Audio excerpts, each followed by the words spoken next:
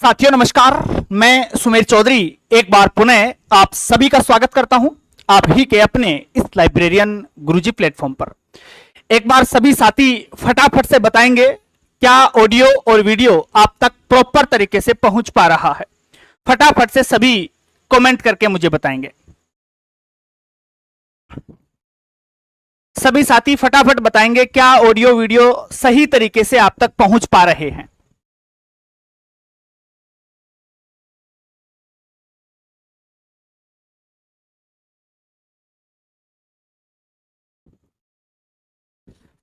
बेटा गुस्सा थोड़ी करते हैं, ऐसे नहीं। गुस्सा सेहत के लिए शायद काफी नुकसानदायक हो सकता है ना।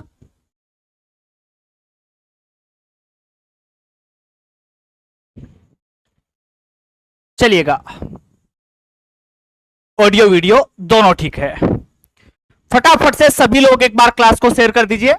उसके बाद आज के इस बेहद महत्वपूर्ण सेशन को हम कंप्लीट करेंगे।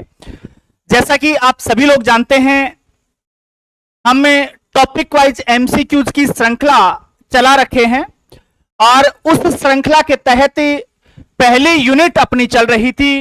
पहली यूनिट के अंदर लास्ट टॉपिक अपना अभी रनिंग में है और लास्ट टॉपिक जो 5 लॉज हमने शुरू किया है उसमें से एक क्लास हम कंप्लीट कर चुके हैं। अगर कोई साथी डायरेक्ट आज इसी क्लास पे आया है तो निवेदन उससे यह रहेगा कि जाके 5 लॉज वाली पहली क्लास कंप्लीट करे, उसके बाद आज वाली इस क्लास में आए।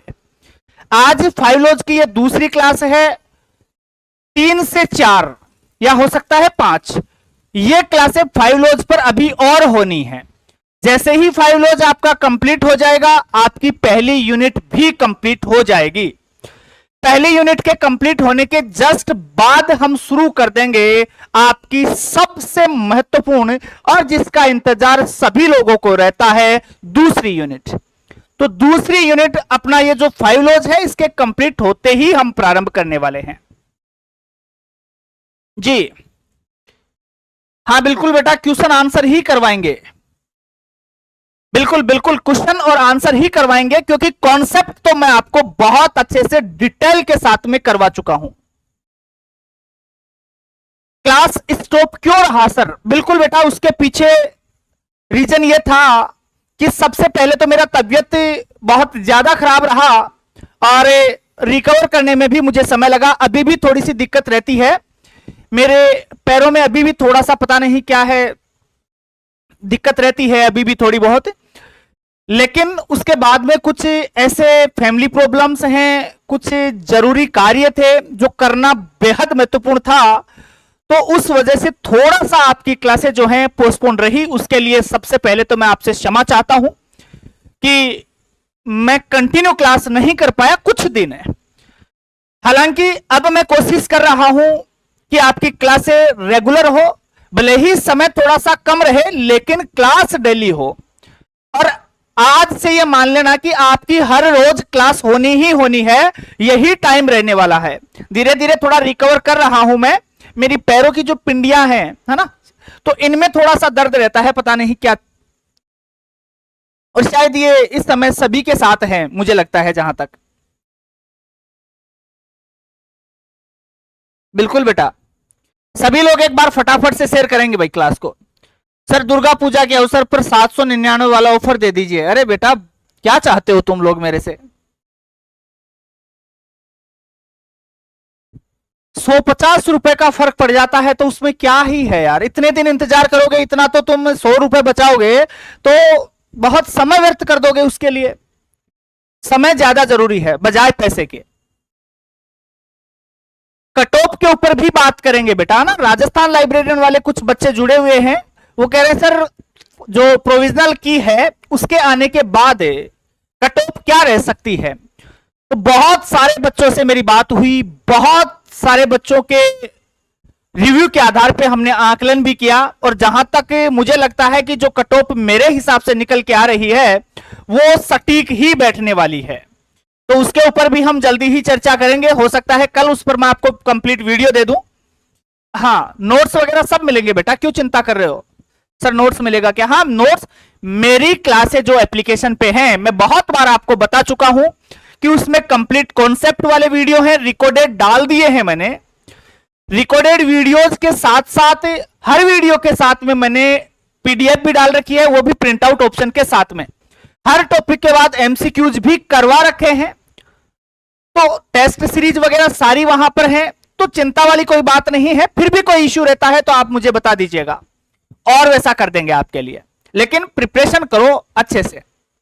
सेकेंड यूनिट बस 5 लॉज चल रहा है अपना, इसके कंप्लीट होते ही शुरू हो जाएगी बेटा। हाँ बिल्कुल, सेकेंड यूनिट जल्दी स्टार्ट होगी, चिंता मत करो आप। और कोई क्वेरी हो तो फटाफट से बताइए, उसके बाद क्लास को शुरू करेंगे भाई, ज्यादा टाइम अब नहीं लेंगे, फटाफट से। और जो साथी जुड़ गए हैं वो क्लास को एक बार लाइक जरूर कर दे भाई। नए साथी हैं, रिक्वेस्ट कर रहा हूं कि क्लास को लाइक और चैनल को सब्सक्राइब वो जरूर कर लीजिएगा। बेस्ट फ्रेंड गुरुजी हर जगह घूम लिए, लास्ट में आप ही लास्ट ऑप्शन हो। बेटा बछीड़ खाने से ही बुद्धि आती है, बादाम खाने से नहीं आती। और जो बछीड़ खा के आया है उसे बहुत बढ़िया तरीके से समझ में आएगा, ये दावे के साथ कहता हूं मैं। और यहां समझ में नहीं आया तो फिर यह भी तय ही मान के चलना कि फिर चांस भी शायद कम है, क्योंकि मैं कोशिश करता हूं कि आपको आपकी भाषा में मैं सिखा सकूं। तो यह मैं कोशिश करता हूं, बिल्कुल लाइब्रेरी साइंस की जो टेक्निकल टर्म्स हैं उनको भी मैं बिल्कुल बेसिक भाषा में समझाने की कोशिश करता हूं, ताकि आप तक समझ, वो बात मैं जो डिलीवर करना चाह रहा हूं वो अच्छे से हो पाए। कोई बात नहीं बेटा, नेक्स्ट टाइम। हाँ चलो जी, क्लास शुरू करें। क्लास 5 लॉज के ऊपर रहने वाली है आज की, और 5 लॉज वाले जो क्वेश्चन होते हैं वो बहुत आसान होते हैं, बहुत सिंपल है। अगर मेरी कॉन्सेप्ट वाली क्लास आपने लाइब्रेरियन गुरुजी एप्लीकेशन से पढ़ ली है 5 लॉज की, जो मैंने अपडेटेड क्लासें भी डाली हैं। पहले 5 लॉज मैंने शॉर्ट में करवाया था राजस्थान वाले बच्चों को, उसके बाद में मैंने अपडेटेड 5 लॉज भी डाले हैं, बिहार वाले बच्चों के लिए भी डाल दिए हैं। अदर जो बैचेज अपने चल रहे थे केवीएस एनवीएस एमआरएस, सब के अंदर मैंने अपडेटेड 5 लॉज का जो पार्ट था वो डाल दिया है ना। तो जिसने 5 लॉज वाला टॉपिक कंप्लीट कर लिया है वो तो एक सिंगल क्वेश्चन का जवाब गलत नहीं देगा, ये मैं बिल्कुल 100% यकीन के साथ कह सकता हूं। देखिएगा आपके सामने अभी रहेगा सब कुछ। मैं आपको वही कहता हूं। अब बच्चे कहते हैं सर बिहार लाइब्रेरियन एलईटी के बारे में कोई कुछ अपडेट। देखो सच बात तो यह है कि वास्तविकता से ज्यादा अफवाहें हैं, लेकिन फिर भी मैं आपसे यह कहूंगा कि आप किसी भी बात के ऊपर ध्यान ना दे करके अपनी तैयारी जोरदार तरीके से शुरू रखें, कंटिन्यू रखें उसको। शुरू तो आपने बहुत अच्छे से किया है, लेकिन लगातार एग्जाम तक इसी तरीके से लगे रहें। आप इंतजार ना करें कि वैकेंसी कब आएगी, आएगी कि नहीं आएगी, एलईटी होगा कि नहीं होगा, ये सब चीजें दिमाग से बाहर कर दीजिए। जो होना है वो होके रहेगा। ये तो तय है कि वैकेंसी तो आएगी ही आएगी। अगर ये सारी चीजें फिक्स हैं तो फिर इंतजार किस चीज का? आपको कम से कम 6 महीने इसकी प्रिपरेशन के लिए चाहिए, तो फिर इंतजार क्यों करना? अगर आप इंतजार करेंगे तो मुझे लगता है कहीं ना कहीं दिमाग में सस्पेंस हो जाएगा, और सस्पेंस के चलते आप उस बेटर तरीके से तैयारी नहीं कर सकते जिसकी आपको जरूरत है। तो मेरे ख्याल से आपको ये चीजें बाहर कर देनी चाहिए दिमाग से कि वैकेंसी कब आएगी, एलईटी कब होगा, क्या रहेगा। सिर्फ और सिर्फ सब्जेक्ट को बहुत ढंग से चार्ट डालो। अगर ये कार्य कर लिया तो कोई माइका लाल नहीं आपका सिलेक्शन रोकने वाला। भाई भीड़ तो उन्हीं की बननी है, सीधी सी बात है, और उनमें से ही कुछ लोग सिलेक्ट होने हैं। तो जब उनमें से ही कुछ लोग सिलेक्ट होंगे तो क्यों ना आज से प्रिपरेशन ढंग से शुरू कर दी जाए। ठीक है ना? हाँ बेटा शुरू हो जाएगा बहुत जल्द।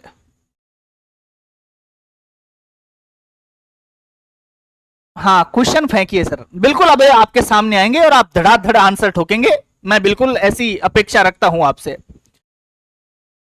बेटा 123 उज्जवल कुमार बहुत जल्द शुरू हो जाएगा। और एक मैं आपको यह बता दूं, बहुत सारे बच्चे यूजीसी नेट के कोर्स के लिए मैसेजेस कॉल बहुत सारे कर रहे हैं, तो मेरे पास समय का अभाव है, मुझे नौकरी भी करनी होती है, मुझे और भी काम देखने होते हैं, घर का भी काम मैं देखता हूं क्योंकि मैं अकेला हूं, रिलेशन रिश्तेदारी भी मुझे ही निभानी पड़ती है क्योंकि अकेला हूं, कोई भाई नहीं है। अगर होता तो मैं बहुत लकी इंसान होता, थोड़ा सा मेरा कार्य बट जाता, बट अकेला हूं तो वो भी थोड़ी सी समस्या है।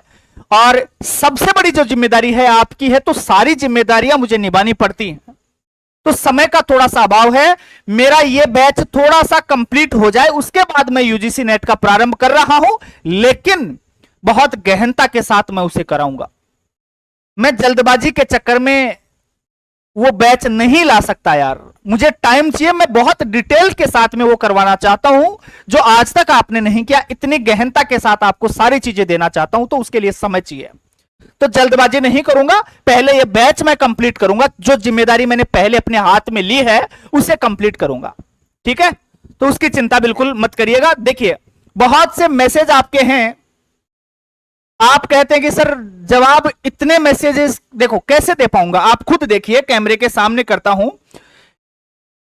2971 मैसेज डायरेक्ट बच्चों के हैं, लगभग 3,500 के आसपास, 3,000 तो मान के चलिए केवल आपके इस कोचिंग वाले नंबर पे। पर्सनल नंबर पे भी लगभग 900 बच्चों ने मैसेज डाले हैं, लेकिन सॉरी माफी चाहता हूं, संभव नहीं है कि इतने सारे मैसेजेस का मैं जवाब दे पाऊं। आपकी जो क्वेरी रहती है, मैं लाइव आता हूं उस समय आप पूछ लिया करें, कोई भी बात है, कोई सवाल है तो भी दाग दिया करें, कोई और चीज है तो भी पूछ लिया करें, लेकिन इतना पॉसिबल नहीं है क्योंकि सारा काम मैं खुद देखता हूं।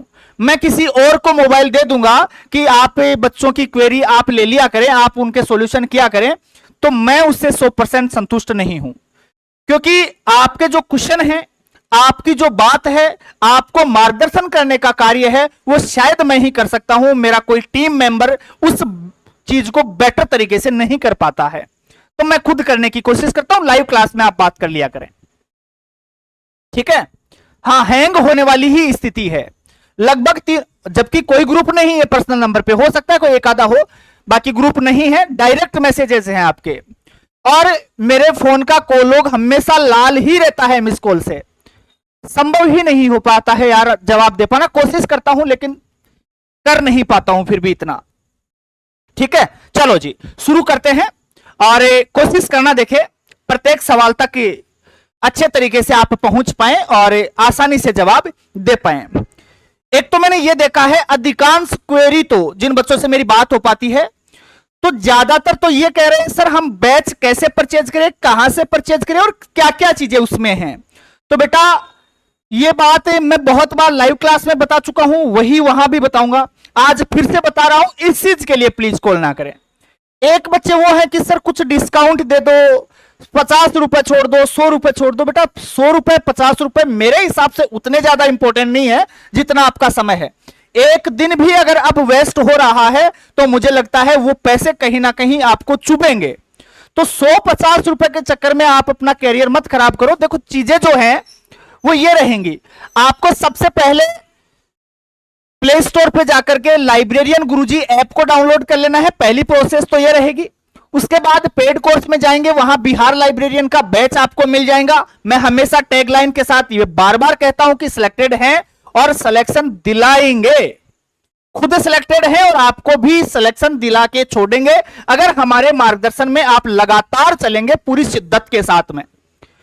उसके बाद इस बैच की जो विशेषताएं हैं, देखो एक तो सिलेबस वाइज वीडियो क्लासेज इसमें रहने वाली है, एक टॉपिक लिया है, उस टॉपिक को पहले कंप्लीट किया है, पूरा निचोड़ उसका दिया है, सारी क्लासेस डिटेल से करवाई है, और उस टॉपिक को कंप्लीट होने के बाद लास्ट में उस टॉपिक से जितने सवाल बन सकते हैं सारे के सारे उस टॉपिक के साथ ही डाल दिए हैं।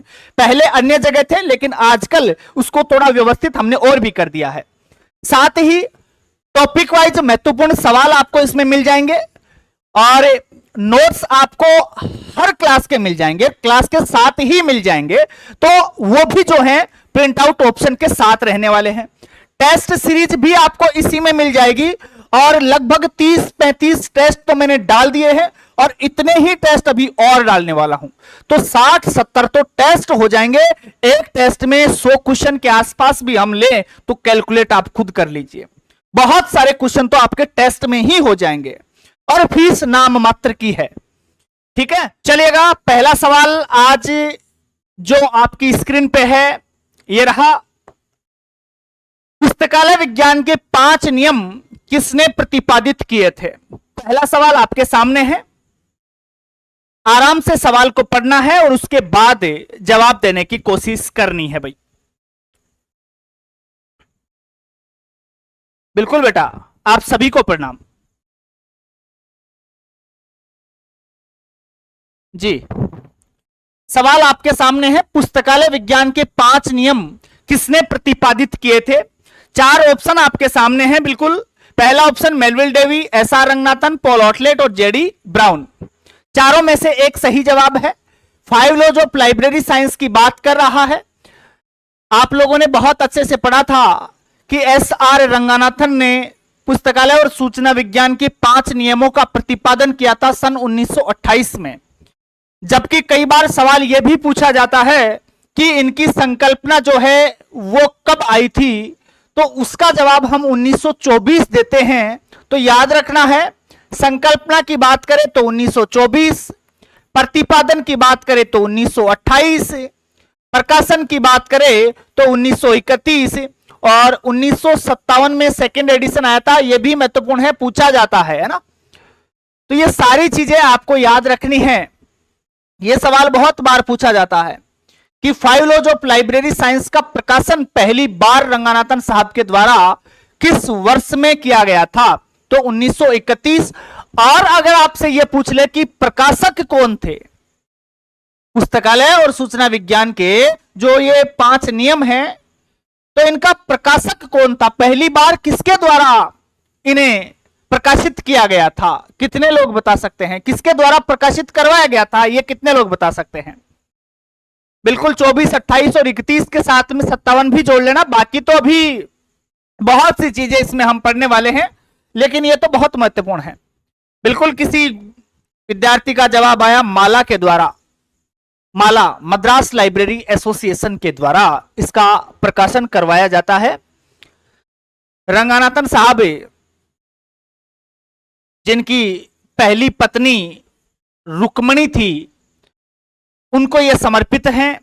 आप सभी जानते हैं कि रंगनाथन साहब ने 2 शादियां करी थी और पहली पत्नी जो रुक्मणी थी उनकी मृत्यु 1928 में ही होती है और इनका प्रतिपादन भी 1928 में ही होता है। रुक्मणी की मृत्यु के बाद, एक्सीडेंट में उनकी मृत्यु हो जाती है, तो उनकी मृत्यु के बाद अगले ही साल रंगनाथन साहब ने दूसरी शादी कर ली थी 1929 में शारदा के साथ में, और उन्हीं के नाम पर Sharada Ranganathan endowment for library science की स्थापना करी गई थी बाद में 1961 में, जिसे बाद में 1963 के अंदर भारत सरकार के द्वारा रजिस्टर किया जाता है। और साथ ही साथ अगर आप और भी याद रखें तो 2006 का नाम आए, 2006 के अंदर इसे कर्नाटक सरकार ने भी रजिस्टर्ड कर दिया था। तो ये बहुत सारी चीजें आज की इस क्लास में हम पढ़ने वाले हैं। फिलहाल इस सवाल के जवाब की बात करें तो एसआर रंगनाथन अर्थात बी होगा। मुझे लगता है यहां पर किसी एक विद्यार्थी को भी कोई समस्या नहीं होगी, अगर है तो मुझे फटाफट बताइए। बिल्कुल बेटा, बहुत जल्द आएंगे। तीसरी यूनिट के एमसीक्यूज भी बहुत ही जल्दी आने वाले हैं। हाँ बेटा, बिल्कुल। श्रेयल्स, कुछ बच्चे कहते हैं कि सर श्रेयल्स की स्थापना जो है 61 में हुई थी। हाँ बिल्कुल, स्थापना 61 में हुई थी, लेकिन जो भारत सरकार के द्वारा इसका रजिस्ट्रेशन है वो 63 में किया गया था और कर्नाटक सरकार के द्वारा 2006 में किया गया था। तो ये बहुत महत्वपूर्ण चीजें हैं, याद रख लेना इसको। 61 और 63 इसी वजह से आता है। एसआर रंगनाथन द्वारा लिखित पुस्तक पुस्तकालय विज्ञान के 5 नियम पहली बार किस वर्ष में प्रकाशित हुई थी? 5 laws of library science. Ranganathan साहब की बहुत सारी पुस्तकों में से सबसे पहली पुस्तक यही थी। पुस्तकालय और सूचना विज्ञान के 5 नियम रंगनाथन साहब की पहली पुस्तक थी, जिसका प्रतिपादन उन्होंने 1928 में कर लिया था। 28 में ही इनकी पत्नी जो रुक्मणी थी उनकी मृत्यु हो गई थी, इसलिए ये जो समर्पित है वो उन्हीं रुक्मणी को समर्पित है। तो याद रखना, यहां प्रकाशन पूछ रहा है तो प्रकाशन कब हुआ तो 31 में, प्रतिपादन पूछता तो 28 में, संकल्पना पूछता तो 1924 में। ठीक है, प्रकाशन 1931 में। ठीक है, किसी को समस्या नहीं है यहां पर? बिल्कुल, बहुत अच्छे आंसर आप सभी लोग कर रहे हैं। बिल्कुल महमूद, बहुत जल्दी होगी बेटा, क्यों चिंता कर रहे हो, वो कार्य हमारा है, आप बिल्कुल चिंता ना करें। हिना, प्रवीण, नेहा, जॉन, निशा, बिल्कुल सभी लोग बहुत अच्छे आंसर कर रहे हैं। ठीक है, मैं उम्मीद रखता हूं कि आप एक सिंगल सवाल का भी आंसर गलत नहीं करेंगे। पुस्तकालय और सूचना विज्ञान के जो 5 नियम हैं, ये पहली बार कब प्रकाशित हुए थे? तो प्रकाशन का वर्ष, वही सवाल दूसरे तरीके से पूछा गया। आप कहेंगे सर 1931 में प्रकाशन हुआ था। पहली बार प्रकाशन पूछे तो 31, दूसरी बार पूछे तो फिर 1957। अगला सवाल देखिएगा, 5 नियम जो 5 लॉज ऑफ लाइब्रेरी साइंस है, उस पुस्तक के प्रकाशक कौन है? एक सवाल की व्याख्या ज्यादा करने पर आगे वाले सवालों के जवाब आपको वहीं पर मिल जाते हैं, इसलिए आगे वाला सवाल आपके लिए बहुत आसान बन जाता है। खैर कोई बात नहीं, आसान ही होना चाहिए ना, याद ही तो करने हैं हमें भी। कलकत्ता विश्वविद्यालय, भारतीय पुस्तकालय संघ, मद्रास विश्वविद्यालय या मद्रास पुस्तकालय संघ, किसके द्वारा प्रकाशन किया गया था? माला द्वारा किया गया था, बात हम कर चुके हैं। अच्छा ये बताइए, अभी वर्तमान की अगर मैं बात करूं कि इसका प्रकाशन कौन करवाता है, अभी वर्तमान में इसका प्रकाशन कौन करवाता है, इसके लिए प्रकाशन के लिए वर्तमान में कौन जिम्मेदार है और पब्लिशर कौन सा है, यह भी आप चाहें तो बता सकते हैं। पब्लिशर का नाम भी वर्तमान में जो है वो बताइएगा, और किसके तत्वाधान में यह प्रकाशित करवाया जाता है, दोनों के नाम मुझे बताइएगा। एबीसी पब्लिशिंग हाउस नहीं होगा, जिसने भी जवाब दिया है गलत है, अंकु गलत है। हाँ श्रेल्स, बिल्कुल बेटा, Sharada Ranganathan endowment for library science के द्वारा इसे प्रकाशित किया जाता है, क्योंकि आपको मालूम होगा कि बात है ये वर्ष 2006 की। वर्ष 2006 के अंदर जो ईडब्ल्यूएस पब्लिकेशन है उसका एक सामंजस्य होता है किसके साथ में? श्रेल्स के साथ में। तो श्रेल्स के साथ मिलकर ये काम करना शुरू करता है 2006 से, और 2006 से ये प्रकाशन के अधिकार इनको प्राप्त हो जाते हैं। तो ईडब्ल्यूएस पब्लिकेशन है, और किसके तत्वाधान में? तो वो जिम्मेदारी जो है वो किसके पास है? वो श्रेल्स के पास है, जिसकी स्थापना 1961 में होती है और 63 में उसे भारत सरकार के द्वारा रजिस्टर्ड किया जाता है। तो यहां पर जो प्रकाशक है पहले की बात कर रहा है, ये तो प्रारंभ की, तो मद्रास पुस्तकालय संघ यहां पर अपना जवाब होगा। जिसने भी डी आंसर किया है उनके सबके जवाब एकदम सही है। बिल्कुल बिल्कुल बेटा, जयश्री श्याम राहुल, जयश्री श्याम, बिल्कुल 2006 में, 2006 से शुरू हो गया था ये। अगला सवाल देखो, पुस्तकालय विज्ञान के 5 नियमों की प्रस्तावना किसने लिखी थी? अब प्रस्तावना का और भूमिका का दोनों का सवाल पूछा जाता है। तो प्रस्तावना की बात करें तो आपका जवाब यहां पर डब्ल्यूसीबी शेर्स होगा, या शिवास्वामी अय्यर होगा, कि नीलमेगन होगा, या गोपीनाथ होगा। जब भी प्रस्तावना की बात करें तो पीएस शिवास्वामी अय्यर, पी फॉर प्रस्तावना, P for PS, P for P और पी फॉर उधर प्रस्तावना ना। तो दोनों मिला के याद कर लेना। तो प्रस्तावना की ही बात कर रहा है, और प्रस्तावना की बात करें तो पीएस शिवास्वामी अय्यर। लेकिन प्रस्तावना के स्थान पे अगर भूमिका पूछता तो डब्ल्यूसीबी शेयर्स अपना जवाब होता। किसको समर्पित है तो फिर अपना जवाब रुक्मणी होता। कौन होता? रुक्मणी। और रुक्मणी कौन थी? इनकी पहली पत्नी का नाम था। ठीक है। और जो इनको बेहद प्रिय थी दूसरी वाली पत्नी भी बुक्स में जब हम पढ़ते हैं तो उनके नाम पर भी उन्होंने बाद में जो सेल्स है उसकी स्थापना करी है, वो भी इन्हें बेहद प्रिय थी। ऐसा नहीं है कि पहली वाली ही थी, दूसरी वाली भी इन्हें बहुत प्रिय थी भाई। हाँ बिल्कुल फर्स्ट वाइफ थी नेहा, बिल्कुल बिल्कुल फर्स्ट जी। रुक्मणी पहली थी और शारदा दूसरी, जिससे 29 में ये दोबारा से मतलब शारदा से शादी करते हैं। तो प्रस्तावना के लिए पीएस शिवास्वामी अय्यर। देखो 28 में उनकी मृत्यु हुई थी ना, तभी तो ये 28 में 5 लॉज का प्रतिपादन भी उनको समर्पित है। हाँ डब्ल्यूसीबी देखो शेयर्स की बात करें, बेरबिक शेयर्स की है ना, तो बेरबिक शेयर्स की जब भी बात करें तो भूमिका, प्रस्तावना की बात करें तो पीएस शिवास्वामी अय्यर, और एडवर्ड बी रोस की बात करें तो ध्यान रखना पहला नियम किसको समर्पित है? तो वो रोस को समर्पित है, जो गणित के शिक्षक थे इनके। तो पहला नियम किसको समर्पित है? तब तो Edward B Ross. 5 laws of library science पूरी पुस्तक जो है वो किसको समर्पित है? तब कहेंगे रुक्मणी। दोनों चीजें अलग अलग हैं, मिक्स मत कर देना इनको, ठीक है। सवाल देखो जी, पुस्तकालय विज्ञान के 5 नियमों की प्रस्तावना किसने लिखी है? तो हो ही चुका है पीएस शिवास्वामी अय्यर। अगला सवाल देखिएगा, पुस्तकालय विज्ञान के जो 5 नियम हैं वो भैया किसको समर्पित है? पांचों नियम को समर्पित करने की बात कर रहा है ये। अकेले फर्स्ट नियम की बात नहीं हो रही है, पांचों नियमों की बात हो रही है, मतलब पूरी पुस्तक की बात हो रही है। तो 5 लॉज ऑफ लाइब्रेरी साइंस वाली पुस्तक किसको समर्पित है? डब्ल्यूसीबी शेयर्स को है, शिवास्वामी अय्यर को है, नीलमेगन को है, या श्रीमती रुक्मणी को है? किसको है भाई? उम्मीद करता हूं सभी लोग अब तो जवाब दे ही देंगे। डी आ रहा है सभी बच्चों का, बहुत अच्छा। बी भी किया किसने? बी वाला पिटेगा भाई।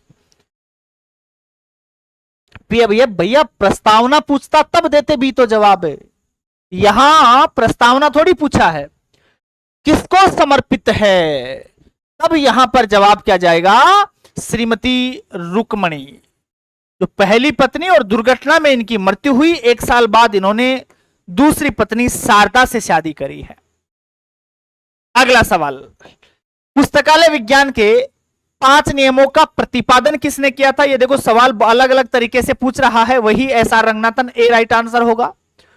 पुस्तकालय विज्ञान के 5 नियमों का दूसरा जो संस्करण है, सेकंड एडिशन, किस वर्ष में प्रकाशित हुआ था?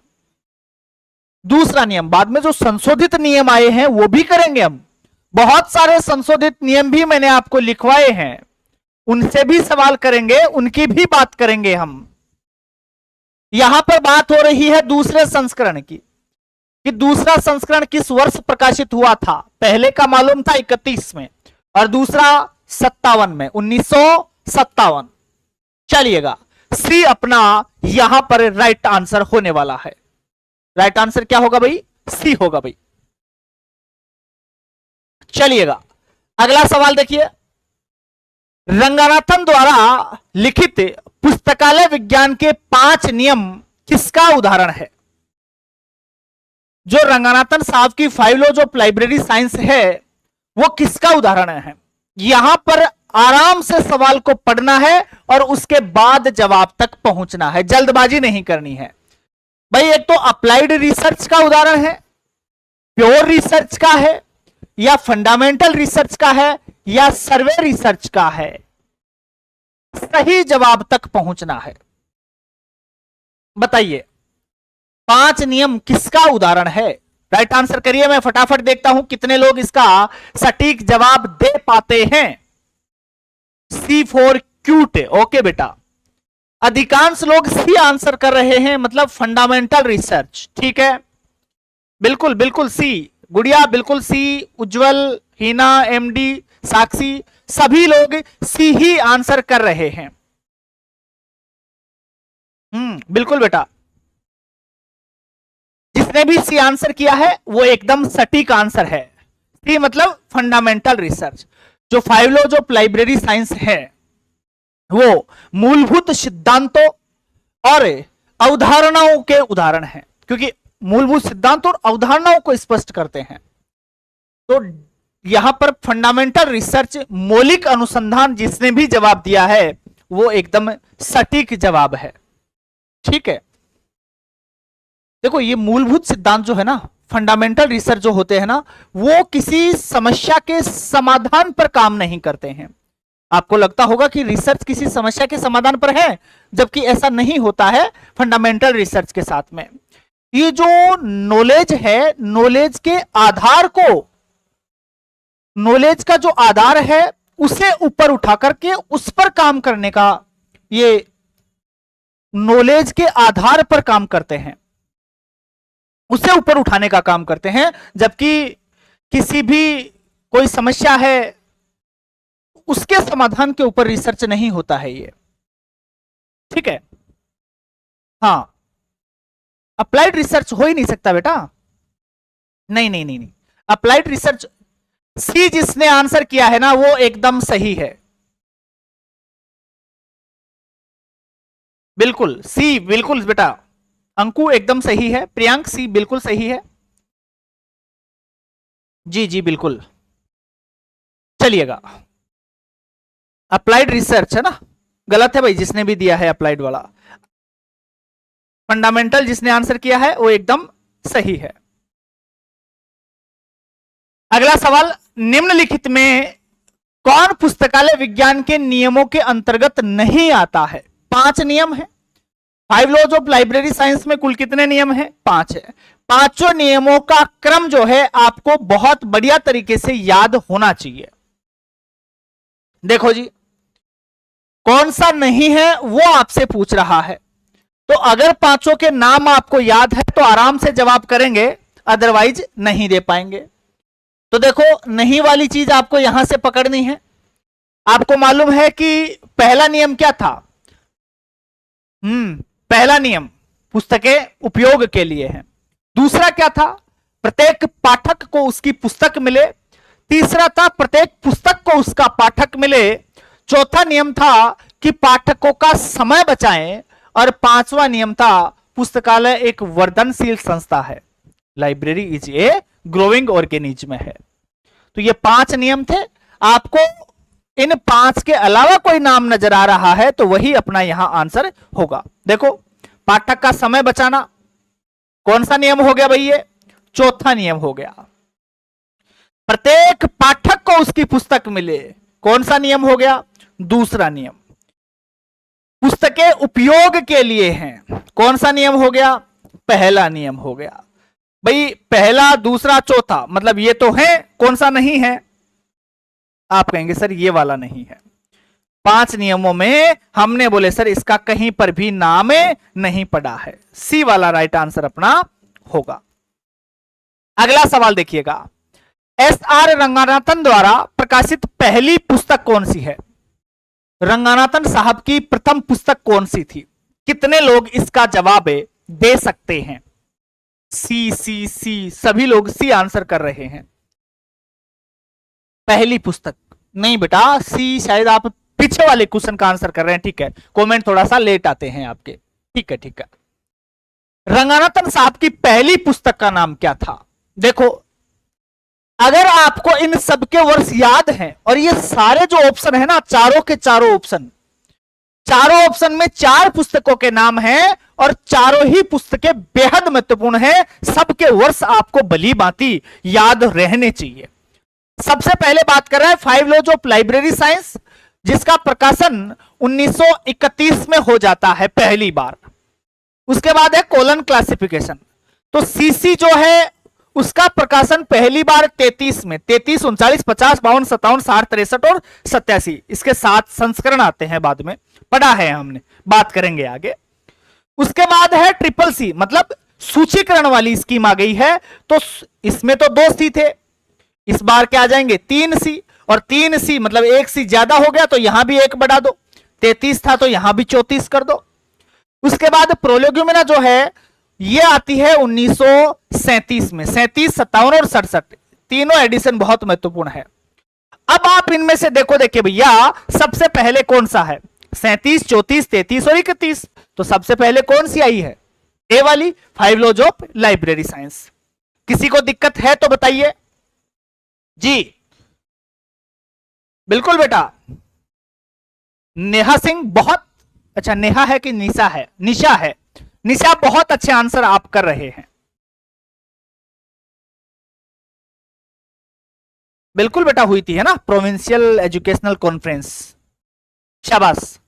ये सब लिखवा रखा है मैंने आपको नोट्स में, सारी चीजें डिटेल के साथ करवा रखी है। जो कंटेंट दिया है वो पूरा का पूरा सुव्यवस्थित कंटेंट आपको दिया है, कोई किंतु और परंतु उसमें नहीं है। आपको बाहर से किसी अदर प्लेटफॉर्म से, किसी अदर बुक से, नोट्स से या कोई भी कंटेंट और ऐड करने की जरूरत नहीं पड़ती है अपने नोट्स में, अपनी क्लास के कंटेंट में जी।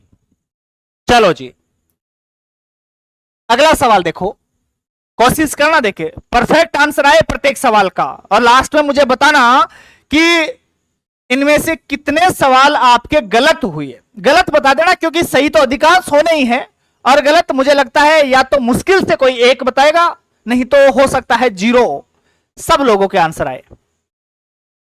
एस.आर. रंगनाथन ने पुस्तकालय विज्ञान के कितने नियम प्रतिपादित किए थे। 0 आंसर आए से मतलब मैं बोल रहा हूं कि गलत 0 हुए हो आपके, है ना, ऐसे भी आंसर बहुत से लोगों के आएंगे। तो भैया बताइए, रंगनाथन ने पुस्तकालय विज्ञान के कितने नियम प्रतिपादित किए थे, कोई भी बता देगा। कितनी देर से यही तो बातें किए जा रहे हैं।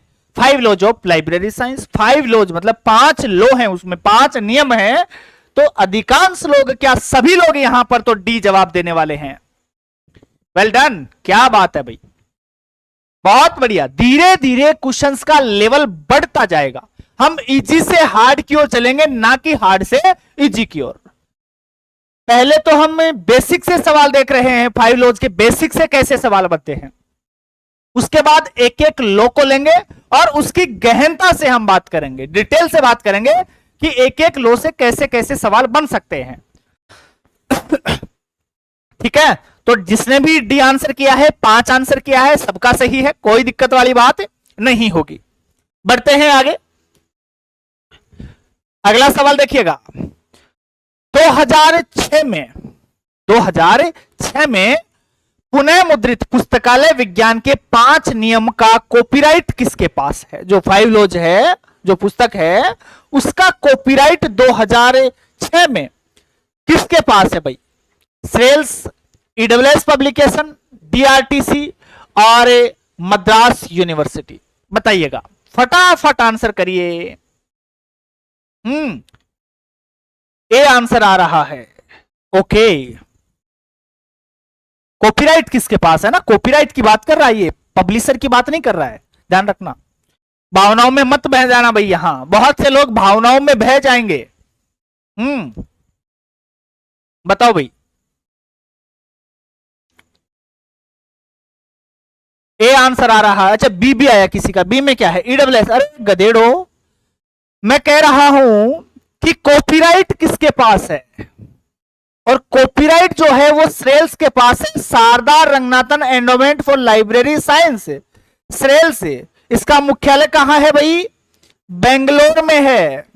स्थापना 1961 में, रजिस्ट्रेशन भारत सरकार के द्वारा 1963 में, और 2006 के अंदर कर्नाटक सरकार के अंदर इसका रजिस्ट्रेशन हो जाता है। तो 2006 से 2006 यहां कनेक्ट कर लेना, ठीक है जी। बाद में 2006 के अंदर ही तो ये जो ईडब्ल्यूएस पब्लिकेशन है उसने साझेदारी कर ली थी किसके साथ में, इसी श्रेल्स के साथ में। ईडब्ल्यूएस पब्लिकेशन ने श्रेल्स के साथ साझेदारी कर ली थी, कब, 2006 में। और तब से ये क्या कर रहा है भाई, हाँ इसका प्रकाशन कर रहा है। बिल्कुल बेटा, बहुत अच्छा। अच्छा बेटा कहना कुछ लोगों को बिल्कुल इरिटेट करता होगा, बोले मैं तो आपसे भी बड़ा हूं, कुछ लोगों को लगता होगा। लेकिन शायद मुझे जहां तक लगता है ये एक तकिया कलाम सा हो गया है। स्कूल में छोटे छोटे बच्चे होते हैं तो आदत सी हो गई है बेटा बोलने की। आप अगर आपको लगता है कि मुझे अजीब सा लग रहा है, मैं इरिटेट होता हूं या होती हूं, तो इग्नोर कर दिया करें ना। वैसे देखो बुरी बात भी नहीं है, एक टीचर के लिए तो भले ही सामने वाला उम्र से कितना भी बड़ा हो वो बेटे बेटी के समान ही होता है, उम्र कोई मायने नहीं रखती है। शिक्षक का पद शायद कहीं ना कहीं हाँ अच्छा लगता है गुरुजी। देखो मुझे फील आती है यार, मुझे अपनत्व का सा थोड़ा सा भाव आता है ना, बेटा बोलता हूं तो मुझे अपना सा लगता है वो। बाकी हो सकता है आपको अजीब लगे या बुरा लगे। हाँ अरे छोटा बड़ा से नहीं है, बड़ा कितना भी हो ना शिक्षक की, बाकी आपकी मर्जी है। बिल्कुल बेटा, जय महाकाल, है ना। चलिएगा अगले सवाल की बात करते हैं। देखिएगा अगला सवाल क्या कहता है। ईबी रोस, एडवर्ड बी रोस की बात यहां हो रही है, और रोस गणित को मास्टर है, गणित का जो शिक्षक है बहुत मारता है भाई, रोस आया करे है ना, गुस्सा बहुत ज्यादा आता है। तो रोस किसको आता है, गणित के मास्टर को आता है। और रंगनाथन के जो गणित के मास्टर जी थे उनका नाम क्या था, ईबी रोस था। ये गणित के शिक्षक थे और इन्हीं को पुस्तकालय और सूचना विज्ञान का जो पहला नियम है वो समर्पित है। तो यहां पर जवाब ए जाएगा। जिसने भी ए आंसर किया है उन सब का सही है, और अधिकांश लोगों ने ए ही आंसर किया है। बिल्कुल बहुत गजब आप आंसर कर रहे हैं भाई। ये बी वाला पिटेगा भाई, पास में नहीं है, नहीं तो दो गाल पे, हाँ धीरे धीरे मारता है, जोर से नहीं, नहीं तो दर्द हो जाएगा, है ना, धीरे धीरे। बिल्कुल सभी लोगों का ए ही आ रहा है। अगला सवाल देखिएगा। निम्नलिखित में से कौन सा पुस्तकालय विज्ञान का पहला नियम है, फर्स्ट लॉ कौन सा है। पुस्तकें उपयोग के लिए हैं, पहला नियम यही तो था कि पहला नियम था पुस्तकें उपयोग के लिए हैं या पुस्तकें उपयोगार्थ हैं। अगर पुस्तकें उपयोग के लिए हैं तो आप ये भी तय मानिए कि पुस्तकें पुस्तकालय में है। यहां पर लाइब्रेरी साइंस की बात कर रहे हैं, पुस्तकें उपयोग के लिए है। पुस्तकों का उपयोग तभी हो सकता है जब अपनी लाइब्रेरी ऐसी जगह हो कि वहां पर अधिकांश लोग पहुंच सके। मतलब लाइब्रेरी की लोकेशन की बात इसमें होगी। पुस्तकें आपकी अगर उपयोग के लिए हैं तो लाइब्रेरी का जो टाइम है वो अधिकांश पाठकों के अकॉर्डिंग होना चाहिए। अधिकांश पाठकों के अकॉर्डिंग से क्या आशय है कि लाइब्रेरी का जो टाइम है ऐसा हो कि उस समय ज्यादा से ज्यादा पाठक लाइब्रेरी में आके पुस्तकों का उपयोग कर सके, क्योंकि पुस्तकें उपयोग के लिए हैं। तो इस आशय क्या है, क्योंकि देखो ज्यादा से ज्यादा उपयोग कब होगा, जब लाइब्रेरी का टाइम सुबह 10 बजे से शाम को 5-6 बजे तक अपन करें। तो शायद ये ऐसा टाइम है कि जिसमें अधिकांश पाठक लाइब्रेरी में आके पुस्तकों का उपयोग कर सकते हैं। मान लीजिए लाइब्रेरी का टाइम शाम को 7 बजे से लेकर रात को 2 बजे तक कर दिया जाए, तो क्या उन पुस्तकों का अधिकतम उपयोग होगा, नहीं होगा। हो सकता है कुछ पाठक रात को पढ़ना प्रेफर करते हों, लेकिन अधिकांश पाठक तो नहीं करते हैं ना। अधिकांश पुस्तकें जो है वो तो काम में नहीं आने वाली है ना। तो पाठकों के समय के अनुकूल ही लाइब्रेरी का टाइम हो। दोनों चीजें हैं। लोकेशन की बात इसी पहले नियम में करते हैं हम, इसी पहले नियम के अंदर हम लाइब्रेरी हावर्स की, पुस्तकालय घंटे की बात करते हैं कि लाइब्रेरी का टाइम जो है वो क्या होना चाहिए, साल में कितने दिन खुली रहनी चाहिए, है ना। तो इस सारी बातें हमने करी हैं बहुत डिटेल के साथ में। साथ ही साथ लाइब्रेरी में फर्नीचर की अच्छी व्यवस्था हो ताकि पाठक ज्यादा देर तक पढ़कर ज्यादा से ज्यादा पुस्तकों का अध्ययन कर सके, उनका उपयोग कर सके। लाइब्रेरी के अंदर लाइटिंग की अच्छी व्यवस्था हो, ये सारी चीज, लाइब्रेरी का वातावरण बहुत अच्छा हो, है ना। पब्लिक लाइब्रेरी है तो शहर के बीचों बीच स्थापित हो, एकेडमिक लाइब्रेरी है तो उस संस्था के बीच में उसे स्थापित किया जाए ताकि ज्यादा से ज्यादा पाठक वहां आ सके और पुस्तकों को उपयोग में ले सके। ये बहुत सी बातें हमने करी हैं फर्स्ट लॉ के दौरान। मुझे लगता है कोई भी एक सिंगल विद्यार्थी इस सवाल को तो गलत नहीं करने वाला है। देखो, पहला ऑप्शन दिया है पाठकों का समय बचाएं। भैया, समय के लिए तो हम बात करते हैं चौथे नियम की, समय बचाने की बात तो वहां होती है, ठीक है। पुस्तकालय विकासशील संस्था है, संस्था यहां मत देखना आप, ये ऑर्गेनिज्म देखना। संस्था के स्थान पे कई बार जीव आ जाएगा, कहीं कोई और कुछ आ जाएगा, इंग्लिश में हमेशा ऑर्गेनिज्म ही आएगा, घबराना मत, है ना। तो ये आपका पांचवा लॉ हो गया, ये पहला आपका चौथा हो गया। और पुस्तकें उपयोग के लिए हैं, पहले की बात कर रहा था, ये रहा पहला, पुस्तकें उपयोग के लिए, बुक्स आर फॉर यूज। प्रत्येक पुस्तक का अपना पाठक हो, तो यहां पर अगर बात करेंगे तो यह है आपका तीसरा वाला। तो ये तीसरा, देखो जी, समय बचाएगा चौथा, वर्धनशील पांचवा, पुस्तकें उपयोग के लिए है पहला, और पुस्तक का अपना पाठक हो तो ये हो गया आपका तीसरा। अगर ये यहां आ जाता और ये यहां आ जाता तो फिर हो जाता दूसरा। पाठक और पुस्तक आगे पीछे हो जाते तो फिर दूसरा नियम यहां पर हो जाता। कोई दिक्कत है क्या किसी को? हाँ बेटा, फर्स्ट यूनिट चल रहा है और फर्स्ट यूनिट का अंतिम टॉपिक चल रहा है, इसके बाद दूसरी यूनिट में शुरू करने जा रहा हूं। बिल्कुल बिल्कुल, किसी को कोई दिक्कत नहीं है, एकदम अच्छे आंसर आप कर रहे हैं, सटीक आंसर आप कर रहे हैं। पुस्तकालय विज्ञान के निम्नलिखित नियमों में से कौन सा नियम यह बताता है कि पुस्तकें उपयोग के लिए हैं? भैया, पहला नियम बताता है, जिसके लिए रंगनाथन साहब का एक स्टेटमेंट था। कौन मुझे बता सकता है कि रंगनाथन साहब का पहले नियम के लिए क्या स्टेटमेंट था? ट्रेवल टूरिज्म बताया था उन्होंने पहले नियम को। रंगनाथन साहब का जो स्टेटमेंट था वो आप में से मुझे कितने लोग बता सकते हैं? बताइएगा, कितने लोग मुझे रंगनाथन साहब का पहले लॉ के लिए जो स्टेटमेंट था वो बता सकते हैं? फटाफट बोलिए। स्टेटमेंट का आंसर तो मान लिया पहला है, ए ऑप्शन हो गया, लेकिन रंगनाथन का स्टेटमेंट आप में से कितने लोग मुझे बता सकते हैं? हिना ठीक है, प्रियंका कुमारी, मनीषा, उजाला, बिल्कुल बिल्कुल आंसर सही कर रहे हैं, बिल्कुल सभी लोग।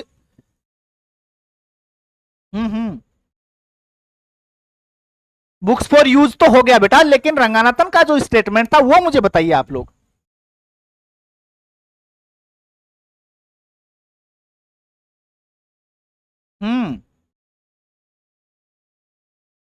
हाउ सिंपल, हाँ बेटा बिल्कुल सही है। पूरा स्टेटमेंट बताइए। ट्रेवल टूरिज्म ठीक है, लेकिन पूरा स्टेटमेंट बोलिए।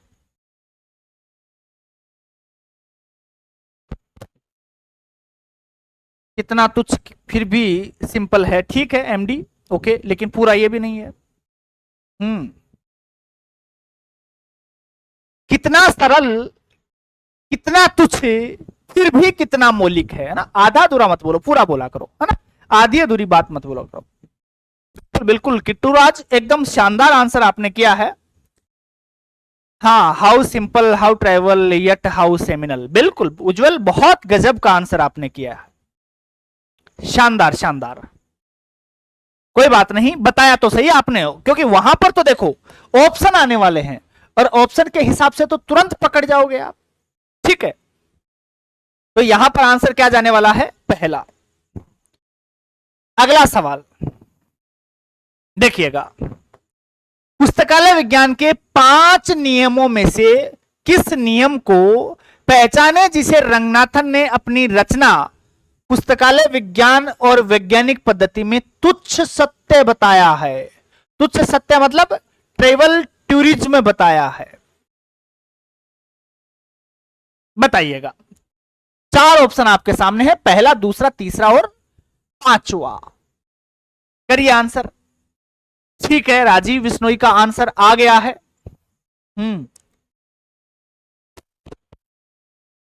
ओके, लवली, गुड़िया, निकिता, जूही, पीहू, बिल्कुल, प्रियंका, सभी का शानदार जवाब आ रहा है।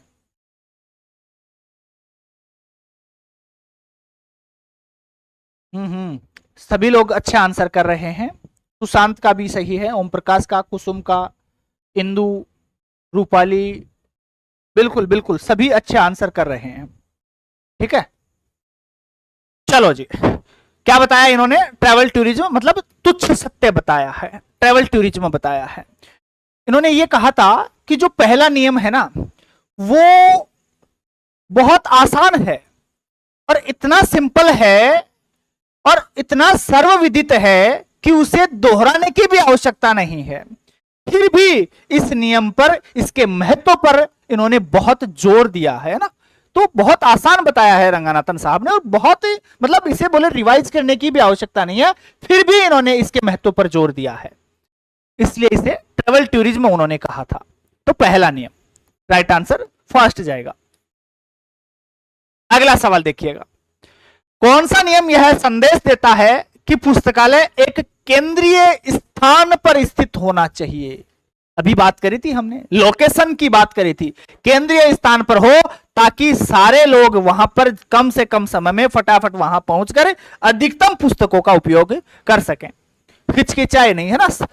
कहीं देखो, मान लीजिए ये कोई शहर है, ये कोई शहर है, शहर के इस कॉर्नर में आपने लाइब्रेरी स्थापित कर दी, तो क्या इधर वाले लोग यहां जाएंगे? नहीं जाएंगे ना, इसके आसपास वाले लोग पहुंचेंगे।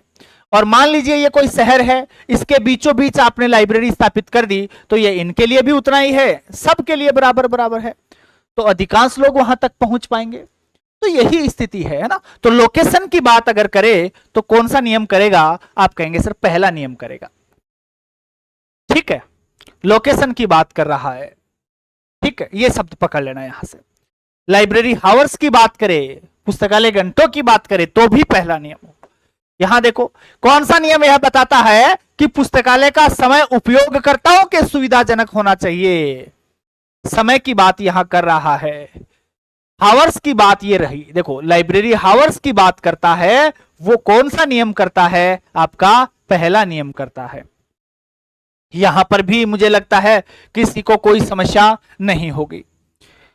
5 लॉज ऑफ लाइब्रेरी साइंस अपना चल रहा है, 2 क्लास हम इस टॉपिक पर कर चुके हैं।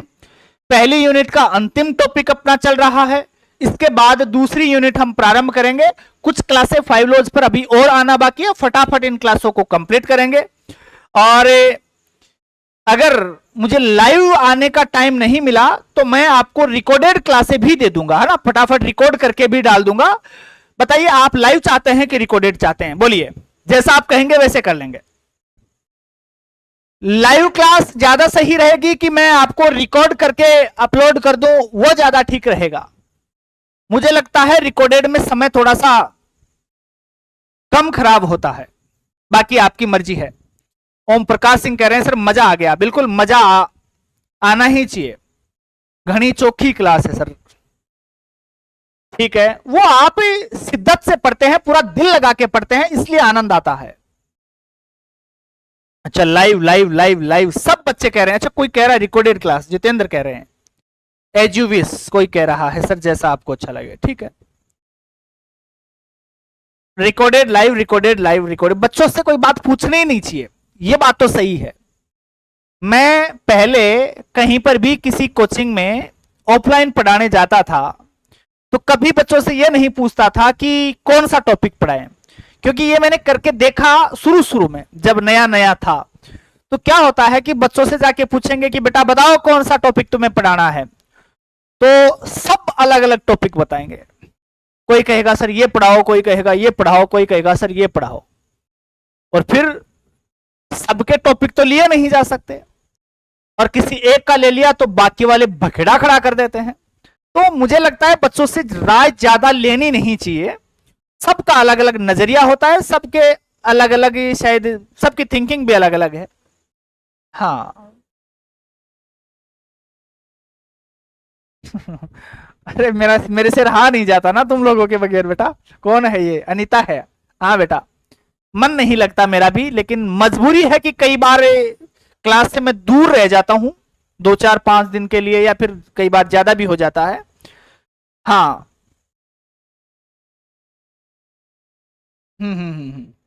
हाँ रेगुलर होगी, अब चिंता मत करिए। बिल्कुल बिल्कुल जल्दी होगा। एप्लीकेशन वाली क्लास की अपडेट जो है मैं ऐप में डाल दूंगा, चिंता मत करें। एप्लीकेशन पे जो क्लासें अपनी होती हैं, लाइव क्लासें, जिसमें हमने तीसरी यूनिट शुरू कर रखी है, यहां पहली यूनिट चल रही है और ऐप पर पहली के साथ साथ तीसरी भी चल रही है, वहां 2 क्लासें चल रही है। तो हाँ बिल्कुल बेटा अनीता, क्लास एंड हो गया है। हाँ क्लास एंड हो गया, जिसको जाना है वो क्लास छोड़ सकता है भाई, है ना, क्लास एंड हो गया है।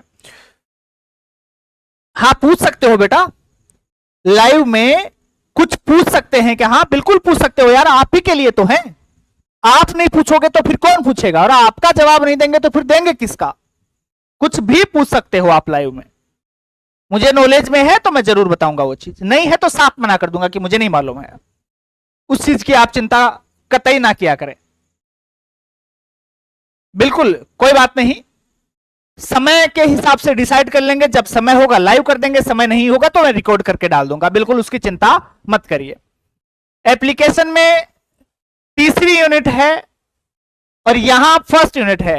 ये जो यूनिट चल रही है, इसकी क्लासेस जो हो रही है लाइव तो है ही, साथ ही साथ ऐप में अपलोड हो जाएंगी, तुरंत बाद ऐप में हो जाएगी।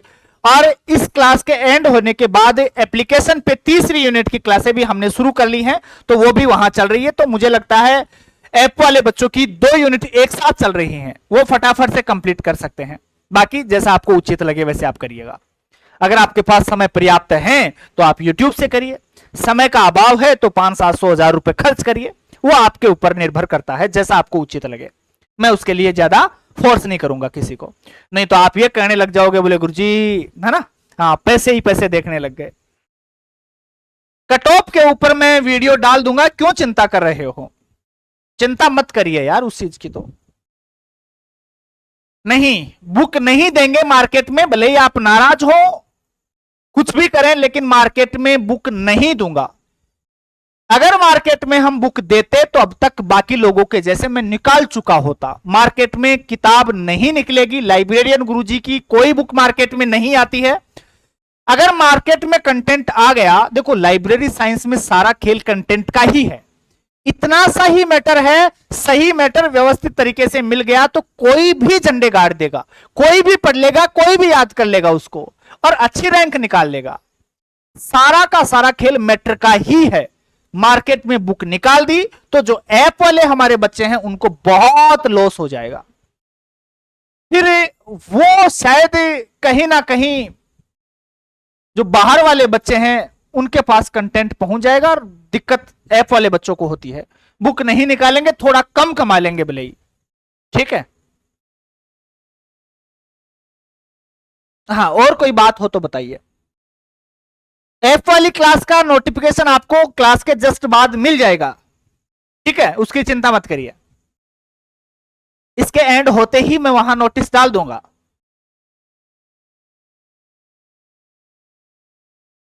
एससी मेल 286, बेटा दुनिया की कोई ताकत नहीं है रोकने वाली, और जबरदस्त रैंक के साथ निकल जाएंगे, अंडर 50 निकल जाएंगे, 286। और कोई बड़ी बात नहीं है कि आप अंडर 30 निकल जाएं। एससी मेल है 286 नंबर के साथ में, अंडर 30 में है, बाकी छोड़ो आप। तो बहुत सारे बच्चों का विश्लेषण मैंने लिया है और बहुत से बच्चों से मैंने बात करी है, तो अपने विश्लेषण के आधार पे भी बहुत जल्द आएगा आईआईटी का नोटिफिकेशन, उसकी चिंता मत करिए, चलेगा। शायद काफी टाइम हो गया है, और इसकी जो चर्चा है, जो इसका अगला पार्ट है, वो हम कल इसी समय ठीक रात 8:30 बजे लेके आने वाले हैं। तो तैयार रहिएगा, कल की क्लास आए उससे पहले जो 5 लॉज मैंने आपको पढ़ाया है उसको ढंग से पढ़ के आइएगा। ज्यादा क्लासें 5 लॉज पर नहीं है, शायद 7-8 क्लासें मैंने ऐप में करवाई हैं 5 लॉज पर, लेकिन बहुत डिटेल से करवा रखी हैं। तो उन सभी क्लासों को आप पढ़ के आइएगा और उसके बाद कल जो क्वेश्चन आए उनको बहुत बढ़िया से पढ़ के जवाब दीजिएगा। बिल्कुल बेटा, इसके खत्म होते ही सेकंड शुरू हो जाएगी। अजीत, जल्दी शुरू हो जाएगी सेकंड यूनिट। चलिएगा, बहुत बहुत आप सभी लोगों का दिल से धन्यवाद।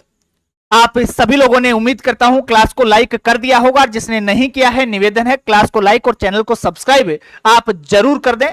उसमें आपको कुछ ना कुछ लाभ ही होगा, नुकसान कतई नहीं होगा आपको। बहुत बहुत दिल से एक बार शुक्रिया फिर से आपका। मिलेंगे कल ठीक शाम 8:30 बजे। जय हिंद, जय भारत।